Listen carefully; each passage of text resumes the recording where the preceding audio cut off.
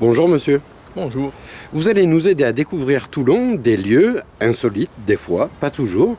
Et aujourd'hui, nous partons à la Porte Sainte-Anne, où nous allons rencontrer un certain Noël Blache. Oui, oui. On le retrouvera surtout au Palais de Justice, mais avant, il y a toute une histoire qui se déroule ici, sur ce site de la Porte Sainte-Anne, et qui mérite d'être contée, puisqu'elle a abouti à une énigme, étant donné que 123 ans après un crime, on ne sait toujours pas qui est véritablement l'assassin. Donc nous sommes le 7 janvier 1889. Louise Materon, qui est une marchande de fleurs du centre-ville, rentre chez elle le soir à 18h30. C'est l'hiver, il fait froid, il fait nuit surtout, et le petit lampion qui éclaire la porte Sainte-Anne ne suffit pas à dissiper l'obscurité, de sorte que son époux vient l'attendre. Et lorsque l'un et l'autre remontent dans la petite pente qui suit la porte Sainte-Anne, ils entendent derrière eux des cris et des coups assez violents. D'ailleurs, Louise Materon dira plus tard, on aurait dit qu'un boucher dépeçait un animal, ce qui donne un peu une idée de la violence des coups. Alors, un voisin des Materon qui passait par là s'enfuit à la caserne La Mer qui est toute proche pour demander du secours auprès des militaires. Et les militaires reviennent avec des torches, on fouille les lieux, on regarde partout, c'est assez difficile et on finit par trouver un cadavre. Le cadavre d'un homme qui est violemment abîmé, si je peux dire, qui a été massacré carrément. Il porte, le médecin légiste trouvera plus tard 5 coups violents sur la tête, 4 au cou, des fractures diverses, donc on y est allé avec un certain acharnement. Et ce qu'on trouve aussi à côté de l'individu, à côté du cadavre, c'est un papier journal, un journal qui a servi à envelopper une arme. Mais l'arme n'est plus là, bien entendu. Donc les recherches se font, on fouille les poches de l'individu. On découvre qu'il s'agit d'un dénommé Bréas, qui est un musicien, un soldat musicien au 4e régiment d'infanterie de marine. On fouille ses poches, il y a toujours son portefeuille, donc le vol n'apparaît pas comme étant le mobile du crime. Et la personnalité de ce Bréas interroge un petit peu, parce que c'est un individu qui passe pour être un coureur de jupons, donc on peut supposer qu'il a été la cible d'un mari jaloux, mais d'autres font remarquer que non seulement il est coureur de jupons, mais qu'il ne déteste pas la fréquentation des hommes, et ce qui complique un petit peu la situation, c'est que la porte Sainte-Anne est connue comme étant le repère des homosexuels de la ville. Donc l'enquête commence et on apprend que quelques temps auparavant, Bréas avait fréquenté une certaine Victorine Lucchesi qui habitait le Mourillon. Et cette Victorine Lucchesi venait de rompre avec son voisin, le dénommé Charles Héron.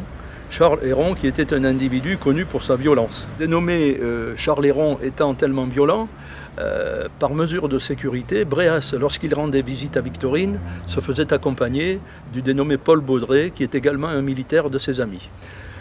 Héron multiplie les attaques verbales à l'égard de Bréas, à tel point que, est-ce que c'est par crainte ou est-ce que c'est par usure, mais les relations entre Victorine et Bréas cessent. Les réactions entre Bréas et Victorine cessent et malgré tout, le dénommé Charles Héron, qui est un violent, continue à concevoir une animosité absolue à l'égard de Bréas. Le couple Bréas-Victorine se défait, de sorte que Victorine peut retourner dans les bras et dans le lit de Charles Héron. Pendant ce temps-là, que se passe-t-il pour Baudret?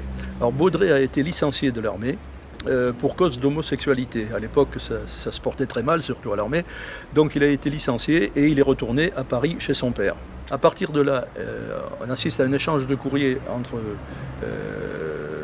Baudret et son ami Bréas, mais un échange de courrier pas mal égrillard, jusqu'au jour où, à la suite d'une plaisanterie que l'un a mal interprétée, les deux sont l'objet, enfin ils rompent une rupture complète entre Baudret et Bréas, mais Baudret manifeste à plusieurs reprises l'intention de revenir à Toulon. Alors pourquoi revenir à Toulon? Est-ce que c'est pour régler le compte à Bréas ou est-ce que c'est pour retrouver les moments agréables d'antan? On ne sait pas.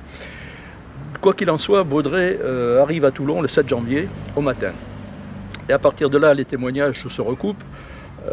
L'instruction recueille donc divers témoignages qui font état de leur proximité. Ces soupçons, ces témoignages vont avoir pour conséquence de faire porter à la fois les soupçons sur Baudré aussi bien que sur Héron. Le matin, on a vu Baudré et Héron ensemble. 2 autres témoins les ont aperçus avant 18 h et 2 autres témoins encore ont aperçu Bréas accompagné d'un civil qu'ils ne connaissent pas, mais qui était porteur d'un pardessus marron. Un petit, mince porteur d'un pardessus marron, c'est un détail qui aura son importance pour la suite. Les mêmes témoins ont vu que cet individu était porteur d'un paquet enveloppé dans un papier journal. Et quelques minutes plus tard, 3 femmes reconnaissent Bréas en même temps que Baudré dans un café. Enfin, vers 18h15, c'est-à-dire peu avant l'heure du crime, l'heure supposée du crime, un maréchal des logis a vu un militaire du régiment d'infanterie de marine pénétrer en compagnie d'un civil qu'il ne connaît pas, mais qui est vêtu d'un pardessus marron, sous la voûte de la porte Sainte-Anne. Alors, dès le lendemain du crime, l'enquête a de bonnes raisons de s'orienter vers Charles Héron, puisque celui-ci est incapable de donner un emploi du temps satisfaisant pour la veille, la veille au soir, c'est-à-dire pour le jour du crime.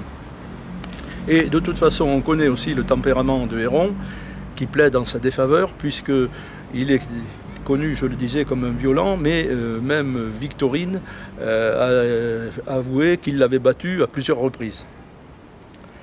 Alors, sur la base de ces témoignages et des déductions, les juges, les enquêteurs concluent en la culpabilité de Héron, mais toutefois, afin de compléter le dossier, le juge souhaite entendre Baudré pour compléter son information.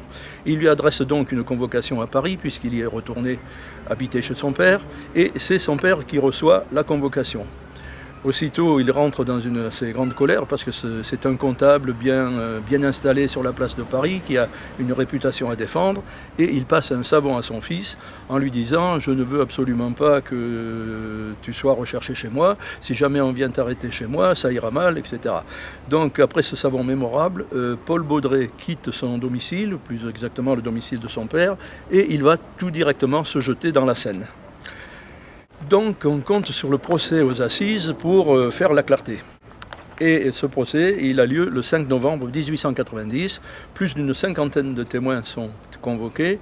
Et il faut noter que la défense est assurée par un ténor du barreau toulonnais qui s'appelle Noël Blache.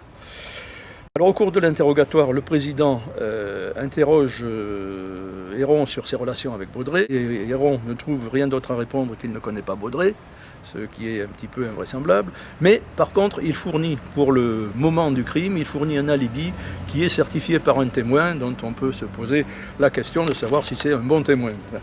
Alors, à propos de Baudré justement, son suicide pourrait passer pour un aveu. Si on admet que son suicide est un aveu, ça n'exclut pas une complicité éventuelle de Héron. Et cette complicité, on n'arrivera pas à l'établir. Parmi les témoins, le militaire qui a vu Bréas entrer sous la voûte du pont Sainte-Anne, de la porte Sainte-Anne, avec un civil, a remarqué lui aussi le pardessus marron qui va décidément jouer un grand rôle. Alors à partir de là, ce pardessus marron va être exploité, si je peux dire, par Noël Blache avec le talent qu'on lui connaît. Il demande d'abord à Héron qui se trouve là, d'enfiler le pardessus. On fait venir des témoins, une femme dit que c'était un marron, mais c'était peut-être pas tout à fait ce marron-là, etc. On observe aussi que Baudré et Bréas étaient de la même taille, donc on ne sait pas lequel des deux était porteur du pardessus. Et finalement, c'est surtout le père de Baudré qui est interviewé là-dessus, qui est interrogé là-dessus, et qui reconnaît ce pardessus comme étant celui de son fils. Donc à partir de là, c'est du gâteau pour Noël Blache, qui s'en donne à cœur joie. Et on a bien vu, il fait remarquer qu'on a bien vu un seul homme qui accompagnait la victime lorsqu'ils ont pénétré sous la porte Sainte-Anne. Et cet homme-là, d'après lui, ça ne peut être que Baudré. À partir de là, le jury se trouve dans une situation délicate. Il doit répondre à 3 questions. Premièrement, Héron est-il responsable, est-il coupable d'homicide sur la personne de Bréas? Deuxièmement, cet homicide a-t-il été commis avec préméditation? Et troisièmement, cet homicide est-il le résultat d'un guet-apens? Alors 123 ans après, donc l'affaire a été jugée, mais est-ce qu'on est bien sûr de connaître la vérité, puisque les pistes de la complicité éventuelle de Héron et de même que la piste de sa totale culpabilité ne sont pas refermées vraiment, donc l'énigme demeure entière. Et monsieur, je vous remercie.